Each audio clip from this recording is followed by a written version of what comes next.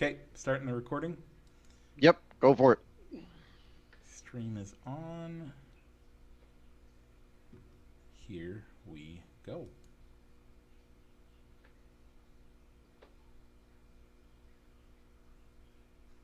And we're live here on Facebook. I'd like to welcome those listening in podcast land, as well as like to welcome my buddy Rich. Rich, how you doing today? I'm doing good, Mike. Doing good. It's a little cold and maybe kind of a rainy, gloomy day here. What's your temp? Because you say it's cold, and I want to know. Well, no, I updated more gloomy than cold. Okay. It might be in the 40s. I don't Oh, know. we're not even into the 30s yet. Yeah.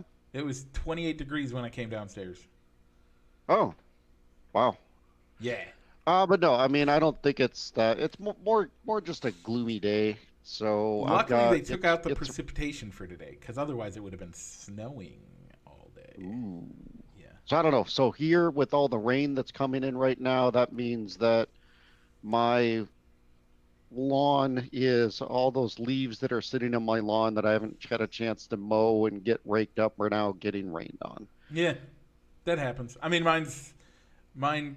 I was expecting to get snow, and hopefully by next week it'd be dry enough that I could actually clean it up. I'm hoping I might, as soon as we're done here, I'll go do that, and then have a bunch of other stuff, family stuff today. So, gonna Yeah. be gonna be a rough weekend, but we'll make it through. Uh, Yeah. so, Rich, let's talk about this week's show. We will be in the second to last NASCAR corner of the year. That's right, because it's championship weekend out in the desert, last NASCAR race in Phoenix. Also, It'll be our second to last episode for baseball, yeah, for the season. unless there's some off-season news or talk to kind of sprinkle in as maybe like a quick hit as Yep, the World Series. Game 6 and 7 this weekend. tonight and Maybe. tomorrow. If we need a game 7 tomorrow night, but we'll talk about that later in the show. Yep. We also have And what's the final thing we're going to talk about? We got the NFL and power rankings to talk about. All that and more. But Rich, what should we do today? Mike, let's go ahead and roll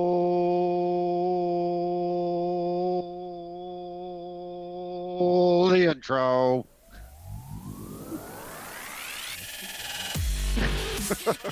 Broadcasting live from somewhere in Iowa. This is Balls and Sticks, the podcast, with your hosts, Mike and Rich.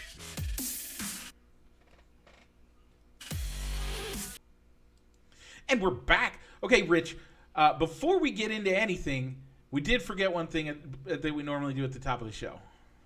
What's that? Hi, YouTube. Like, Oh, yeah. comment, subscribe, hit the bell, watch our other videos, go subscribe to Rich's wife's channel. All of the things. Do it. If enough people subscribe to her channel, maybe she'll record and release a new one, and you can figure out some budgeting things. That's right. Dino Budgets. Yep. Check her out. Okay, so before we get into the other parts of the show, let's talk about our poll question. That's right. So, Mike, we put three songs up for voting for kind of like a jock jam or a stadium song. Bang on the Drum All Day, Unbelievable, and Blitzkrieg Bop. Yep. So, Mike, how did you vote? Well, I voted for Blitzkrieg Bop. So did I. Mostly because when I think of bang, I know you said, "Oh, bang on the drum all day." That's like the thing you hear on a Friday day game at Wrigley Field, and that's true. I love riding into work on a Friday and on the Dwyer Michaels show, and they play that song Yeah. because it's finally Friday. But as a sports song, what team always plays bang on the drum all the time I don't know. when things are going well? I don't know. Who is it? The Green Bay Packers. Ugh. I hate that. Every time they Makes me- score a touchdown, you Makes get me the like bang that on the song drum even all day a less little now. bit. Yeah. So I voted Blitzkrieg Bop for that reason. Yep. And with 7 votes, Adam Heath Mark Hendricks, and Rodney Mueller all voted for Bang on the Drum All Day. With 4 votes. Hey! Oh! Let's go! Hey! Oh! Let's go! Blitzkrieg Bop with the win. Unbelievable got 0 votes, but somehow got 1% of the votes. Okay. Facebook, your algorithm's a little weird, but that's okay. All right. All right. So maybe somebody voted for it and then unvoted for it. Maybe that's where it's accounting it for. Yeah, maybe. All right. So Mike, this week we're going back to just a 2-song matchup, and we're gonna go with Crazy Train against We Will Rock You.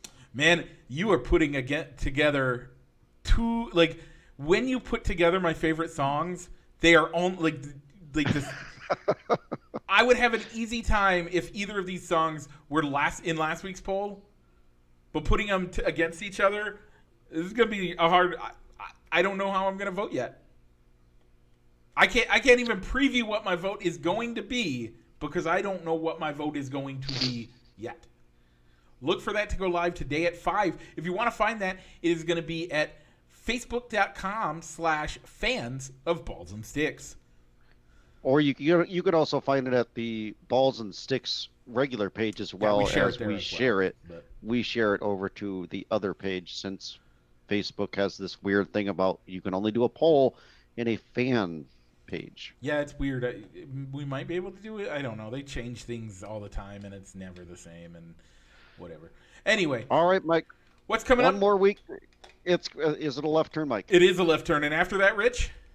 It's another left turn, Mike, because we're going into the NASCAR corner, presented as always by Triple I Sports Cards Incorporated. Check them out in Moline, Illinois. They're down on 5th Avenue, or you can also find them on eBay. Yeah. Triple I Sports Cards Incorporated. Yeah. So, Rich, last week we were in Martinsville, or Martinsville, if you so choose, for the Xfinity 500. We saw Christopher Bell take the win. Your pick of Ross Chastain in the most amazing I can't even get through this because I'm a Denny Hamlin fan, and I wanted him to make the championship race. That's number 1. Number 2, that was the coolest thing I've ever seen. I picked Denny Hamlin last week because he needed the win. He needed to do something. He needed to be 4 spots ahead of Ross Chastain in order to make the final race of the year. And yet Ross Chastain passed him on the last lap. We'll get to that in a second. Mm-hmm. Most amazing move we've seen in NASCAR in nearly a century. And then Denny Hamlin finished 6th. And you also, in our drivers for our non-player outside drivers, of the playoffs, I picked Martin Truex Jr., who finished 21st, and you picked A.J. Allmendinger, who finished 24th. Okay, so let's talk about how much of the race did you get to watch? I watched all of it. Okay. Maybe some through my eyelids, but I watched all of it. You took a NASCAR nap. That's acceptable. Everybody takes a NASCAR nap at once in a while. I watched a good chunk of it. The end of the race, Ross Chastain knows that he has to pick up at least 2 spots in order to make the final race of the year in order to compete for a championship. And he goes in, puts his car against the wall and puts his foot down as hard as he can and lets the wall do the driving for him, getting him in, like, he literally makes a lap 2 seconds faster than anybody else did the entire day to go from 10th Didn't he go to 5th. Oh, it was 10th? Yeah. And the NASCAR has done a wonderful job in giving so many perspective of what was going on while he was doing this. Yeah. Going with giving you the angle that Ross Chastain was seeing as he was making this move, giving you audio of other people that were behind him, seeing what was going on as they were being passed or what was going on. The crew chief, the spotter, Yeah. the spotter audio that while this all this was going on. But my biggest problem is Okay. NASCAR is now talking about we need to figure out what to do to keep this from happening again. That was unsafe. I'm sorry, he actually did it fairly safely. He didn't cause a wreck. He could have caused a wreck He if could he have, didn't but he hold on to didn't. it. It was an exciting move that legitimately people all around the world are talking about. Yeah, because at that race, at the end of the race, it wasn't. There was more talk about what Ross Chastain did Yeah. to go from not being in the championship four to being in the championship four than there was about Christopher Bell coming out of nowhere to win the race to Yep. go from being last in the round of 8 to advancing to get into the championship four again for the second elimination race in a row. Yep. I mean, I that in and of itself is amazing. Don't get me wrong. What Christopher Bell has done is amazing. But what Ross Chastain did is getting eyes on NASCAR. And NASCAR wants to eliminate it?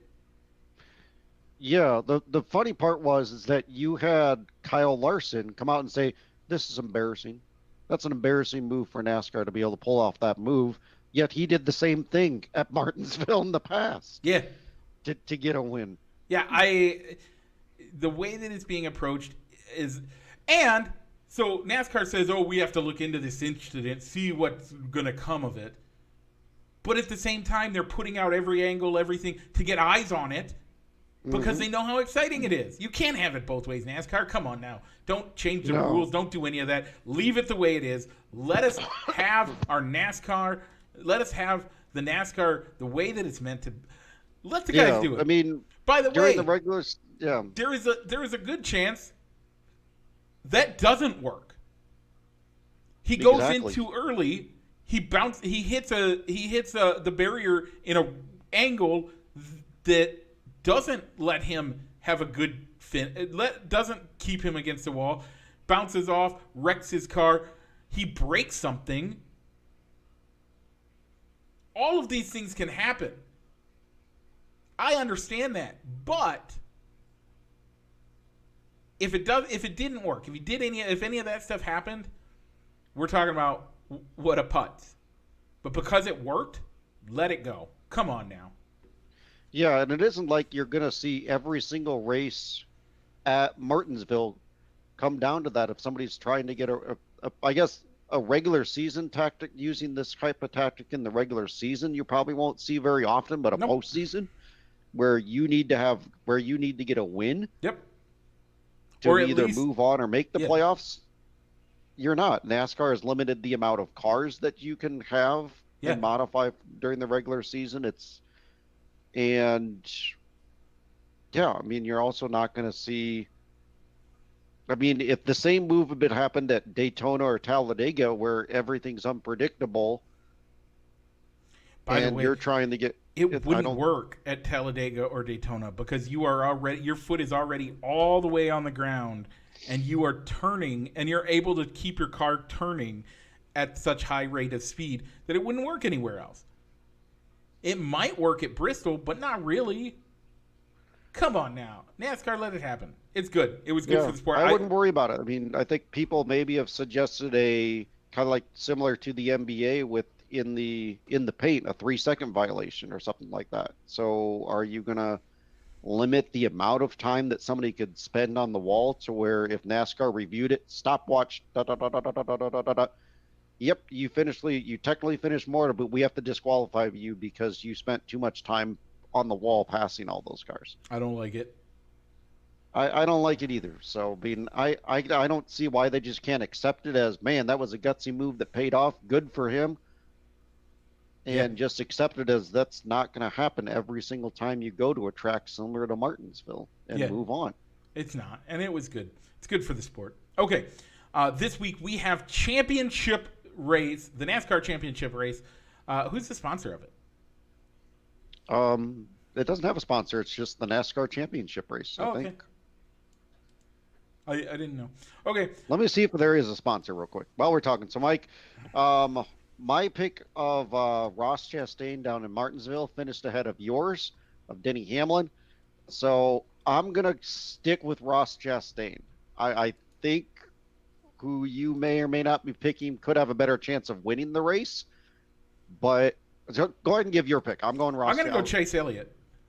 Okay. So the reason I think Chase Elliott has a great chance to win the race, but I wasn't going to take Chase Elliott because I know, you like to pick the guy that you pick at either the start of the postseason or the start of the regular season at the end if they're still in it. So I wasn't going to take that away from you. But also, my wife has really enjoyed watching Ross Chastain. So I want to root with her. And quite frankly, I'd love to see a watermelon smash amongst all the confetti. Yeah, that would be really Phoenix. cool to see. I totally agree. It would be really cool to see. But I just personally, I would like to see. I'd like to see it. I think Chase. I mean, I picked Chase Elliott at the beginning of the year. I'm going to stick with it. All right. Yep. And I don't blame you one bit. So, by the way, Rich, by strategic play, and it's not going to help me at all, I get to put all 4 of the playoff drivers in my lineup. You do, but they won't get you any stage points. No. But they'll get me win points, I guess. I don't know. They could. All right, Mike, non-playoff driver side, who do you like since your guy finished higher than mine down in Martinsville? I'm going to pick a guy that I picked last week, but the playoff driver, I'm going to pick Denny Hamlin. He is my favorite driver out there right now. Okay. Ross Chastain gives me some reason to buy into him, and not just his move, but in general his personality I like a lot. But Denny Hamlin's still my favorite driver, so I'm going to pick him. All right, Mike, I'm going to go with the Cactus King, Kevin Harvick. He gets his crew chief back. He gets Randy Childers back atop the box, and he's pretty darn good. And he has a really good track history at Phoenix, so I'm going to go with Harvick. Yeah, I get it. I think that's a good pick. Both of them are good drivers. So, Rich, you pretty much have the clinch on the win as you are at 64.59. Easers is coming up in second at 57.85. Okay. Funkhouse is at 57.70. Dupo is at 56.77, and I am once again your loser at 50.32. So yeah, and if you weren't paying as much attention when we were talking about Martinsville, your championship 4 drivers going for the victory: Joey Logano, Christopher Bell, Chase Elliott, and Ross Chastain. So as we're getting ready to say goodbye to the NASCAR season, as it's championship weekend, we do have a big return back to NASCAR. We do. This week, it was announced that Jimmy Johnson is gonna be returning to NASCAR as he's bought into being an investor in Petty GMS. Yep. And it also, for select races, he will be back in the seat. I'm excited for that. That's going to be great. Yeah, so he's hoping to get an exception to be able to race in the All-Star race in North Wilkesboro. I hope they better give it to him. And there's talk that he might do the Memorial Day double of racing in the Coca-Cola 600 and the Indy 500. I could totally see him being able to do it. He's done it before. It's not the first time, and it won't be. I hope it's not the last time he gets to do that. So, okay. Yeah, and the Coca-Cola 600 is probably one of those races where you have some extra cars that get added to that field because it's one of those major races. So you'll probably see him in Daytona, at least in Daytona, maybe a couple of road courses here and there, and probably the Coca-Cola 600 for sure. Yep. So Mike, Go ahead and take us out on the NASCAR corner, Mike. Give them another plug. This has been the NASCAR Corner, presented as always by Triple I Sports Cards Incorporated. Check them out in Moline on 5th Avenue for all your sports memorabilia needs, or on their eBay store. Once again, that is Triple I Sports Cards Incorporated. Heading from the NASCAR Corner into the gridiron, Week 8. Let's take a look. All right, Mike. So our locks of the week. It was an even week, so you had first choice, and you took the Vikings over the Cardinals. The Vikings pulled it off, winning 34-26, improving your mark to 4-3. I went with the Bills over the Packers. The Bills won 27-17, making my mark 5-2-1. Mike, In the what about the upsets? specials, I picked the only game I think I would pick the Commanders to upset a team. And I picked the Commanders over the Colts. The Commanders win 17-16, bringing my record up to 3-5. Rich, you picked the Cardinals over the Vikings. The Vikings won, meaning you dropped down to 500 at 4-4. We both picked the Cowboys to beat the Bears, and of course, they made the Bears look embarrassing, bringing me to 6-2. Rich, you are at 5-3. Where are the Bears sitting for the year? 3-5. 3-5. Okay, take us into Thursday Night Football. All right. I didn't watch the Thursday night game because I was watching baseball. But the Eagles beat the Texans 29-17. Mike, you're 6-3 picking Thursday night football. I'm 5-4. Okay, this week it is an odd week, so Rich, you get to pick who is your lock of the week. The lock of the week, I'm going to take the Vikings over the Commanders. It's a good pick. I'm going to pick the Patriots over the Colts. I like that pick as well. I was going back and forth. I think all week I was going Chiefs over the Titans, and then today before we even started talking, before we pressed the live button, I went over and I had Patriots over Colts for a little while this morning, then before finally settling on the Vikings. So I like it. Okay, Rich, what is your upset special of the week? The upset special, I'm going to go with the Falcons over the Chargers. I like that pick. I am going to pick the Lions over the Packers. It's a good pick. The Packers aren't playing very well. The Lions have had some close losses, or they've had some weeks where they put a lot of points on the board and they've come out as duds and gotten blown out and not put up points on the board. I think the biggest reason is that no divisional game is ever a lock. No, not really. When can you ever put a divisional game as a lock? Never. And if you can't put a divisional game as a lock, then you might be able to put it as an upset. It's always a possibility. Yeah. So, and there weren't really any clear-cut good choices for upsets. Nope. A lot of games were either very lopsided in favor of I can't pick against that team that big of a spread, or there was some games that were too tightly to being a 50-50 split, like the Raiders and the Jaguars. Let me come in here. There was another 50-50 split. So I had picked the Seahawks over Arizona. That was early in the week. That was considered an upset, and now it's considered an actual that's what's being predicted. Mm-hmm. And then I had picked Jacksonville over Los Angeles, and that was one of those. It was close, but Jacksonville I think was an upset a couple of weeks ago. And then there's Los Angeles and Tampa, which I don't trust either of those teams, so I don't trust picking either of those teams. So those are the three close ones. I also like to pick long shots, slightly long shots at least. And so let's go to Detroit, Green Bay. That's how I came to it. Okay. All right, so the Bears will see Tua Tagovailoa and the Dolphins come into Chicago. Who are you picking? I'm picking that Tua Tagovailoa does not finish the game, but the Dolphins still win. All right, I'm going to go with the Dolphins as well. So, Mike, that is a flip for you because you originally had that as a win when we were going through all the entire Bears schedule Yep. before the preseason, Yep. I'm okay with before making that flip. before the regular season started.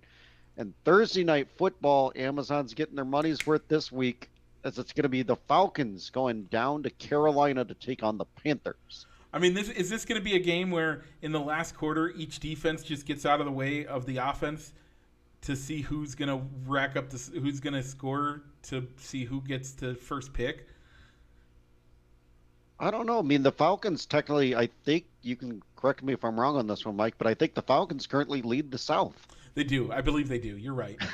The Panthers are fighting for the last pick, but maybe they're also fighting to maybe keep Steve Wilkes is coaching for his job, coaching for a full-time job, to where when he gets an interview at the end of the year, he can clearly say, "Hey, look, this team played better under me than Matt Rule, the guy he gave a 7-year deal to, or are paid not to coach the team." By the way, I think the Panthers are. I mean, the Panthers could still make the playoffs. They could if they can. That South is a terrible division. It is. You thought that this was I think it's still the Buccaneers' division to lose, but the Buccaneers also have to start playing well. They need to get healthy, especially in that old. Yeah, get healthy. So, okay, we are going to go through our power rankings, folks. I am doing it live with you. I have a rough idea in my head, and you are going to come with me in the journey of making my picks. So, Rich, my number one is the Philadelphia Eagles. Has been for the last 3 weeks. Will continue to be. They are a great team. I'm still sticking that I'm going with the Buffalo Bills at number one. How can you disrespect a team like the Phillies? You think the East is the hardest division right now, and on paper they are the hardest division to be in the lead of, and the Phillies are still undefeated. They've beaten up on Dallas. They've beaten up on Minnesota. 2 top 5 teams. Yep. Who have they lost to? They've technically lost to nobody. Not just technically. They haven't lost to nobody. They haven't lost to anybody. They have not had a loss this year. Yep. Who else? Who not technically. Wins? Okay, they haven't lost. Who else have they beaten, Mike? Didn't they beat the Commanders? They did beat the Commanders. The Commanders are top half of the field team, aren't they? In my rankings, I have the Commanders at 20. Okay. They beat the Lions, a team that they should have beaten. I have them in the bottom 5 this week. What do we always say though, Rich? You win the games that you're supposed to win. Good teams win the games they're supposed to win. So they're winning games that they're supposed to win, and you don't think that's good enough for you. Who'd the Bills lose to? They lost to the Miami Dolphins, who were undefeated at the time and who I have at number 8. Okay, but should they have beaten the Dolphins? I think at the time that was almost a push, and it was also a close game. Okay. It came down to the wire on that game. But I would consider that a good loss. They lost to a great team at the time. But when you put a good loss up against an undefeated team... So here's the other reason why I have the Bills over the Eagles. Okay. At the time, we thought coming into the regular season, the Rams were going to be great, right? Yeah. Great, maybe challenged for being repeating. That's a win. There's one win. The Tennessee Titans. I currently have the Titans as my number 9 team. They won that game. The Baltimore Ravens, number 6 on my rankings. They won that game. Kansas City Chiefs, third in my rankings. Okay. So they have more. I have that they have more quality wins against tougher teams, so that's why I put the Bills over the Eagles. Think of it as a strength of schedule. Think of it as strength of schedule. Okay, I'm okay with the strength of schedule side. However, you're saying that the Bills beating the Rams, Rich. At the time. Okay. At the time. But at the time, we didn't know how terrible the Rams actually were. Now that we do, though, is that a good win? Doesn't carry as much weight as it did back in week 1. Okay. Yes, I'll give that to you. So that one, I'm gonna actually write that one off, and I think that one's more of a write-off than. Where do you have the Rams ranked right now? The Rams are at number 19. So you have them one ahead of the Washington Commanders. Yes. Okay. So that win, that's a comparable win. So I could see that. That's a comparable win. And you said, that was at the beginning of the season when everybody thought that the Rams were a good team. But when did the Eagles beat the Commanders? I think it was 2 or 3. When the Commanders were actually looking like a decent team.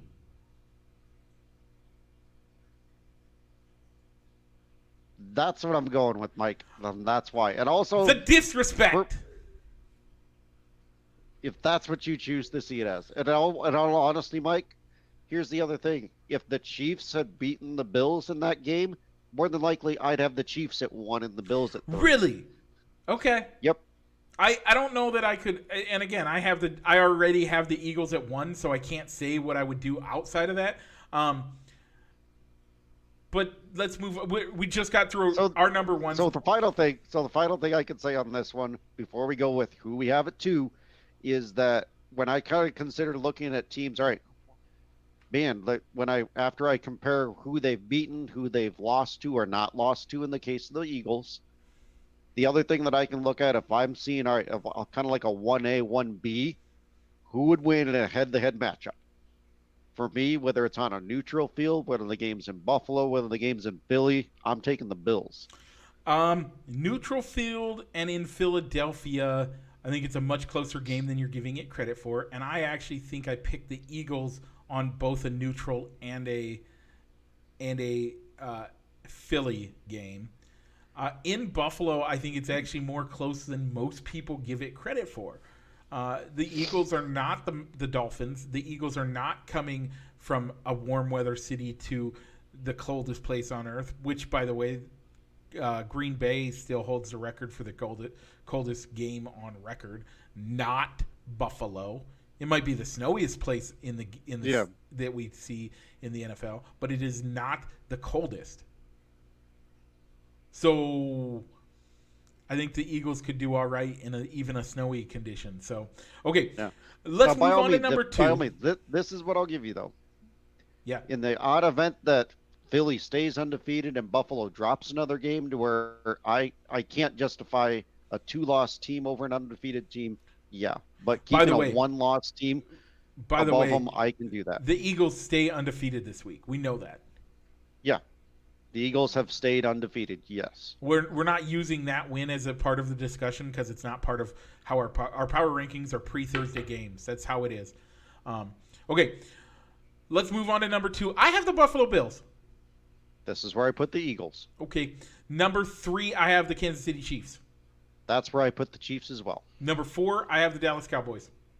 The Minnesota Vikings. Yeah, it's rough for me. I think the Vikings probably deserve it, but I can't let a team. I refuse to put a team higher on their bye week. I don't think you can't gain spaces because other people lost. I have a problem with that. So I didn't put them there, but I do have them at number 5. I've had the Vikings over the Cowboys for a couple of weeks now. You have, which is surprising because I hate the Cowboys more than you, and like I said, I mean, I hate the Eagles too. I shouldn't have either of, like, if it was personal rankings, those two teams would be near the bottom of the list. But going off my eye test and all the other stuff I see, I have to go with them at number 1 and number 4 respectively. Number 5, who do you got, Rich? The Dallas Cowboys. I like that. I actually, we just flip-flopped the Vikings and the Cowboys here. I have the Vikings at number 5. They're a top 5 team. There's no doubt about it. Number six. Number six, I think, is where we could start seeing some differences, and this is where I'm not even confident on where I Yeah. have these teams ranked. So number six, I put the Baltimore Ravens. Let me look at some things real quick. I don't mind that pick. I'm basically going off of records, at this point. Yeah, I'm actually gonna put the Niners here. Okay. For some reason, even though they are 4-4, which isn't good, I think they're still a better team than a lot of these other teams out there. So, and Jimmy G, all he does is win, right? I guess so. All right, number seven. This is where The I have New York Football Giants. I have the I put the Baltimore New York Ravens. Football Giants. Yeah, I like that pick. That's probably quite accurate. Number 8, All right, I have the New York Football Giants. number 8. So who did you put at 7? Oh, I put the I put the Baltimore Ravens. Okay. Number 8, I put the Miami Dolphins. Okay. This is where I have the Tennessee Titans. Okay. The Titans I have in my 9 spot. I have Seattle at my 9 spot. I put the Seahawks at number 10. Okay, that's where I have the Miami Dolphins. And Okay. I know that is slight disrespect, and I don't mean the disrespect, but it's just I can't. Yeah. Yeah. For me, I mean, I almost wanted to put the 49ers there. Yeah, I see really it. did. I think there's a lot of potential there. I wanted to get them into the top 10, but I had to go with, I think, the teams that, by record, have done better. But, I mean, that's where kind of the strength of schedule comes in. I mean, the Giants, because of how bad they were last year, the Giants and the Seahawks probably don't have as tough of a schedule as the Niners do. So I have the Niners at 12. You put them into your top 10. And a team that I had to drop out of my top 10 from last week were the Bengals, Yep. getting blown out by the Browns last week. Yeah. This year is a topsy-turvy year. We don't know who's going to be where when. So. All right, the bottom 5, Mike. Okay, this one's easy. I mean, the bottom team has to be the Detroit Lions. I have the Houston Texans. And I don't think you're wrong, but here's my case. They at least had enough to make a tie? All right, I can give you that one. I'll give you that one. I have the Lions at 31, so we're not that far off. By I'm the sure way, you have the Texans at 31. I have the Texans at 31. By the way, who is the tie Okay. against? I'm sorry? Who is the tie against? The Indianapolis Colts. Right. That we thought were going to be a Matt Ryan Indianapolis Colts that we thought were going to be great. Well, maybe not great, but at least they could win the division. Yeah. Yeah. And they've fallen flat. Yep. Okay. Number 30. This is where I have the Chicago Bears. And this there's a big gap for us between the Bears. I can tell you that right now. This is because I have watched every snap of the Bears season this year. Their offense is looking better the last couple of weeks, but man, they're still a terrible team. And I know it shouldn't affect it. But what did they do this week, Rich? I know this is probably in our notes for the next topic. They traded away probably their best defensive player, and through a second trade, they got. We talked about Robert Quinn last week. Oh yeah, that's true. That's true. I forgot And they get back. I think a wide receiver in Claypool that thinks he's better than he actually is. Yeah, I don't think they're that good. I think you're gonna see they have plateaued. I don't think we're gonna see them doing much this year, the rest of the year. So this is where we're probably gonna have a big difference here. Yep. I'll get where I put the Bears later. Okay. So my number 30 team is the Vegas Raiders. Okay, you know what? I don't mind that pick. I have that. We'll get to where I have that. I actually have the Jacksonville Jaguars at 29. Okay. Number 30, I put the Carolina Panthers. 29, you put the Carolina Panthers. Yes. 30 you put the Raiders. Yes. Okay, and that's not terrible. And we're almost to where I have them, but we may go one extra. All right. Number 28. What do you got? I went with Jacksonville here. Okay, I actually have I actually agree with you on that one. And did you want to go up one more? Yeah, that's where I have the Raiders. Okay, I put the Steelers here at number 27. It's because you hate the Steelers. I mean, they're doing terribly this year. Let's not. Actually, I'm actually surprised you have them at the top of the two win teams. I figured you would have them at the bottom. Basically, because I got to look at it as who they beat. Yeah. The Bengals and the Buccaneers. The Bengals and the Buccaneer wins look a lot better than the Colts and the Chargers for the Jaguars. Yeah. They certainly look better than the Panthers wins against the Saints and the Buccaneers. Yep. And the reason why I have the Raiders down as maybe the worst 2-win team, they beat the Broncos and the Texans. Yeah, the Broncos are a team that I want to put in my bottom 6. They're a team that looked terrible. They've somehow gotten 3 wins. Yeah. And 2 of them are against teams that deserve to be in the bottom 5. Yep. Yeah, it's rough. Okay, Rich. So Mike, where do you have the Bears? I put the Bears up at 24. I'm just looking at their record, looking at who they beat, and I think that with who they've going off of the record and who they've gotten their victories against, they're better than the Colts. In my opinion, they're playing better than the Colts, the Broncos, and the Steelers. If I watched the Bears like I watched the rest of the league, by the way I watched the rest of the league, and I did. I watch all the highlights. I take Yahoo. You can go on. NFL has all of the highlights, every game highlights from all of the game. Wow. Let me start that over. On Yahoo, the NFL has the highlights for each game each week. So Monday for my lunch, Tuesday for my lunch, Monday night after everybody's in bed but me, and Tuesday night I try to finish by the end of Tuesday, I try to finish watching all of the highlights. Most of the time I get there. Most of the time. So, in watching just highlights, you see the best part of other teams. In watching every snap, you see the worst part of the Bears.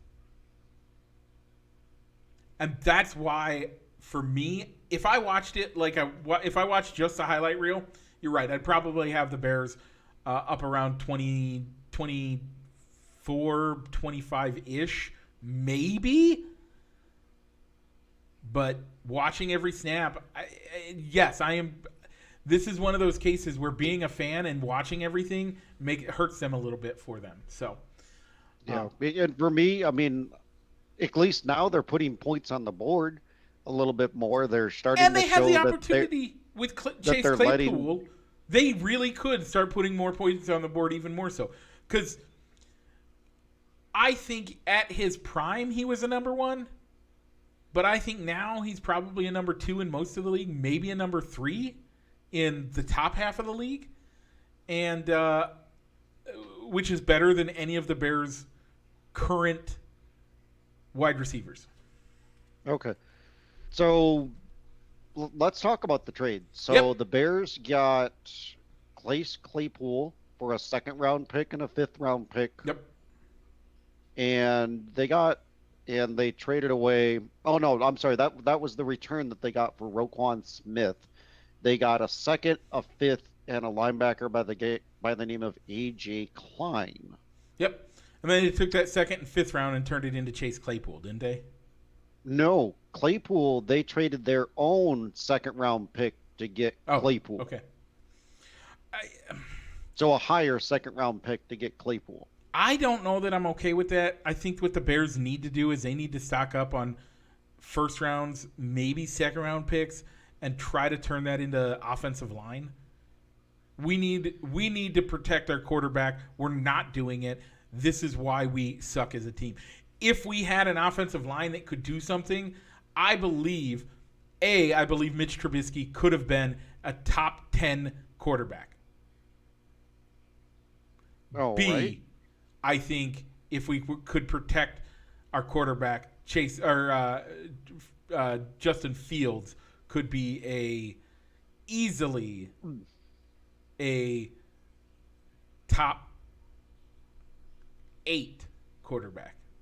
All right. So I'm gonna have to borrow from my boss Jamie Johnson's kind of analysis of the Claypool trade a little bit, Yeah. and go with, if they hadn't done this Claypool trade, I think it takes a little bit of pressure off of the front office to where they can actually draft for what they actually need, which is offensive or defensive linemen. Yep. In the first 2 rounds. Yep. Because what would It really everybody be does. saying if they had 2 seconds and their 1 first, And they went and with not O-line. drafted a wide receiver, in theory, help for Justin Fields, or not overspent on one on free agency. We would have argued that you need to. We would argue that what good is it to protect him if he doesn't have anybody to throw to? Yeah. And that's a valid thing. That I wholeheartedly understand that. Yeah. And so I think that's a good analysis. Yeah. So now they could draft a good defensive lineman or an offensive lineman within the first 2 rounds. Yep. I'm good and with not that. have the fan base going crazy because how could you pass on all these wide receivers? Yeah, I like that analysis. No, That's a really good one. Okay. So some other trades that happened within the division, you saw T.J. Hawkinson go from Detroit to Minnesota. That's going to help them a ton. I now will solidly say that they win the division. All right. The Dolphins made some moves, getting linebacker Bradley Chubb from the Broncos and Jeff Wilson from the 49ers. Yep. Good, solid moves for them. They signed Bradley Chubb to a bigger long-term deal. And really the other move that kind of sticks out to me, Calvin Ridley, suspended for the entire year, going over to Jacksonville. For 1 year on his contract. For a 5th rounder and a 24 conditional 4th. Yeah. I think that's dumb, but whatever. Yeah. Any other trades that we really haven't already discussed from previous weeks that I think it's NFL trades, which is weird. That for years that was never a big thing. It seems to be now. And I'm okay with that. I'm not upset with that at all. It's not something that we're used to talking about. Rich, give the people a Major League World Series update, and let's go. All right. So currently the series is Houston leads 3-2. You can catch games 6 and 7 if necessary on Fox. At 7 o'clock, the games will be in Houston. Yeah. So, Mike, we've had some pretty good games with records being set. You had Game 2 with Lance McCullers being the first World Series starting pitcher to allow 5 home runs within a start. And then the next night, the Phillies get no hit as they become the first team, as Houston becomes the first team to throw a combined no-hitter in the World Series. Yeah. And only the second no-hitter in World Series history. By the way, this is more proof that Philadelphia is not banging on trash cans. Okay. Yeah, that's all I have to say. I'm not going to argue with that one because I know I'm fighting a losing battle to say this was 4 years ago, Mike. Let it go. Matter, I know you're not going to let it go. I know you're not going to let it go. So Never! Move past. By the way, here's what I will say. If the commissioner would have come down and actually done something, if he wouldn't have said, hey, it's just a trophy, I could have dropped it. I could let it go, but it's never going to happen. Houston, you're dead to me. Okay. So, yeah, I mean, they've had some great games. I liked Kyle Schwarber's attitude after the no-hitter, talking about it. Says, I don't care about it. Next game. It happened next game. By the way, if that came out and tied the game. If that was Bill Belichick doing it, we'd all make fun of him for it. But Kyle Schwarber doing it, we're like, yeah, that's a good response. Yeah. So So yeah, I mean, I don't know who's going to win these games. I think it comes down to if it goes seven, it's anybody's ball game. I like the yeah. pitching. Famber Valdez, it looked really great in game number two, and he's going back to Houston. Here's the thing: So game I sevens are unpredictable because everybody is available. You pitched yesterday, okay? Warm up. We're gonna put you in for 3 guys. We're gonna put you in to get 1 out in this inning. Everybody's available. Your arm is falling off. Okay, let's rub some dirt in it and put a Band-Aid on it. We have to win this game. Do something to make this happen. Everybody's available. Game 6, you can still save your guys. If you're Houston, you can say, well, Verlander just pitched 2 days ago. We'll wait. We have an extra game. Philly, they don't have that luxury. If it goes to 7, Houston probably wins. But if it goes to 7, everybody's available because it's what the Cubs did. That's how the Cubs won the World Series. Won the World Series. By the way, that was 6 years ago, 2 days ago. yeah. So they won because Joe Madden was like, Aroldis Chapman, I need you to pitch 3 innings. Your arm is falling off because you throw 150 miles an hour. I don't care. Get out there, throw another inning. Okay, go back. We win. We don't need you anymore. We don't care. It's the end of the season, guy. You just go. That's why Game 7s are awesome. Yeah. So how much of the World Series have you watched? 2 games. 2 full games. I've watched half of the other one, so 3 games total. Yeah, I think I've done 3 games total as well. I think I know I watched. I think I had one. I don't. I think the only game that I missed, I think, was Tuesday's game. Okay. It was Tuesday's game because I really didn't watch that as close. Yeah. Yeah. Mostly because it was a blowout, and it was a blowout. So. Tuesday's So game good games overall. Yeah. Good games overall. That was the game where it was like the 8-0 Philly because of all the home runs they hit from McCullers tipping pitches. Now, Mike, you said you figured it out what it was that he was tipping. So what was it? I'm not saying. Okay. Altuve might be watching. Okay. If Altuve's watching, I don't want him to tell the guys so that he doesn't tip his pitch. You can find it on the internet. All right. So maybe next week. Maybe next week we'll talk about it. It's in his kit. Got to recap the World Series. So, Mike, because of the World Series, we had no Masked Singer this week because there was a World Series game on Wednesday. We might have Masked Singer on Sunday. But we will definitely have it on Wednesday. If there's no baseball. So next week, we'll definitely have a Masked Singer recap. We might have to recap 2 episodes, but at a minimum, we'll have 1. So no spoilers alert. No spoiler alerts this week. Rich, do you have any shout-outs for this week? I'll shout out my dad. It was his birthday. It was his birthday on Sunday, so another happy birthday to my dad. But yeah, that's really the only shout out I got. I'm gonna dedicate this week's show to Danielle's grandfather. He passed away a couple weeks ago. He was a sports junkie. You go over and he's watching sports, or he's watching the ultimate blood sport, politics. But he was a sports junkie, and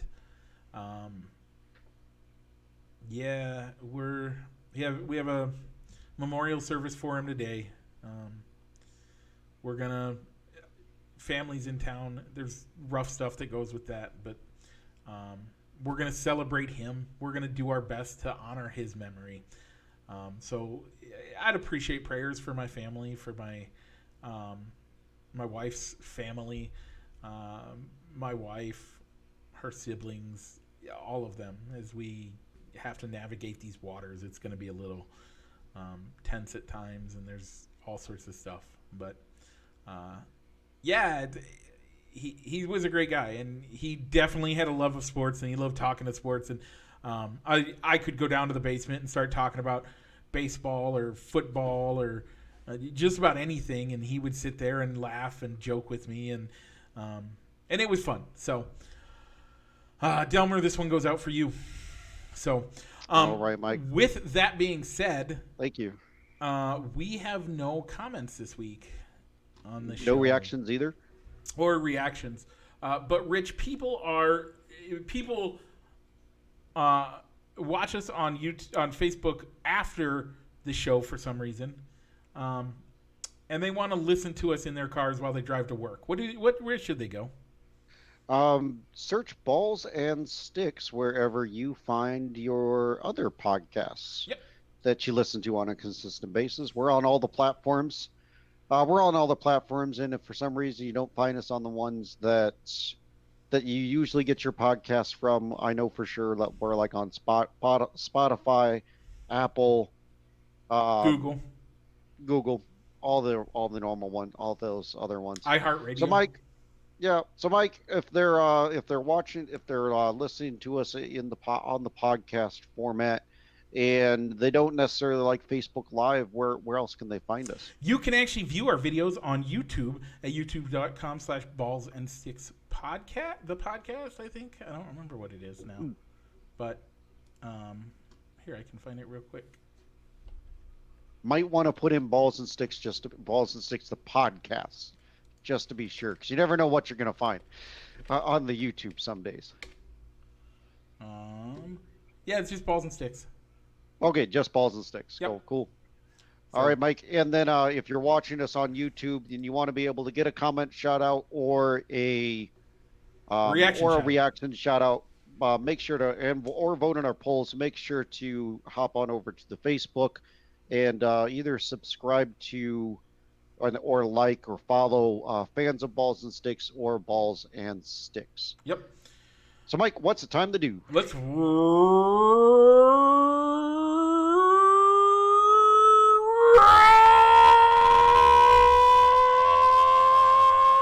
outro!